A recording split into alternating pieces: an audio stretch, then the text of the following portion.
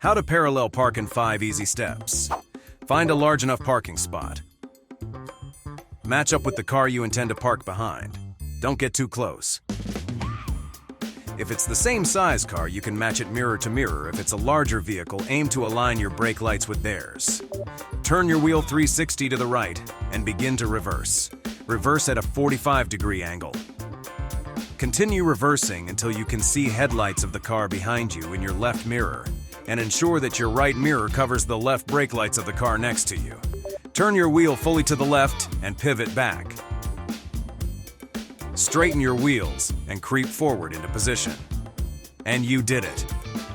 Ace your permit test and master behind the wheel training with Zutobi. It's packed with interactive lessons, game-like learning, and detailed videos. Check the link in the description or in the pinned comment.